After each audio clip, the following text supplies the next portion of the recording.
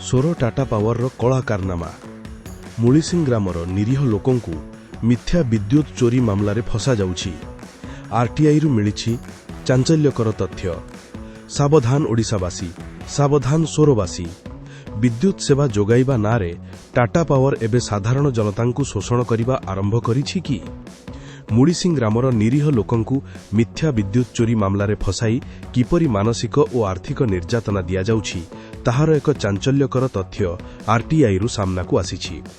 आसंतु देखिबा आरटीआई सूचना अधिकार आईन रु मिलिथिबा सही तथ्य जहा टाटा पावर रो कार्यकलाप उपरे बड़ प्रश्नवाची सृष्टि करुछि। पॉइंट 1 पीआईओ कहउछंती टीम रो तालिका एसबीआर सीजर वेरिफिकेशन रिपोर्ट रे अछि, किंतु सेठारे केवल जणे अधिकारी एसके दास एएई को संपूर्ण नाम अछि। प्रश्न उठुछि गोटी इन्फोर्समेंट रेड कोन जणे मात्र व्यक्ति द्वारा हेबो संभव? पॉइंट नंबर 2 एही एसबीआर रिपोर्ट केते दूर सत?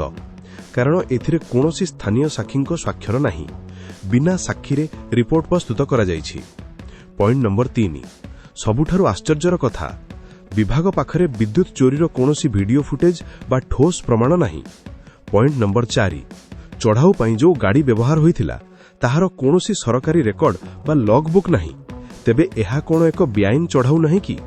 एहा कोन टाटा पावर रो न्याय ना निजर टार्गेट पूरण करिबा पई एहा एक बड़ षडयंत्र? निरीह खाउतिंकु भयभीत करी टंका आदाय करिवार एहा एक नुआ तरीका कि? उच्च कर्तृपक्ष एहा उपरे तुरंत ध्यान देबा उचित। बंधुगण आज मुलिसिंग ग्रामवासींक सह एमिति होईछि, काली आपणंक सह मध्य होई पारे। एही वीडियो को एते मात्रर शेयर करंतु जेमिति प्रशासन एवं उच्च पदाधिकारींक निद भांगिबो। अन्याय विरुद्ध रे स्वर उत्तोलन करंतु। जय जगन्नाथ।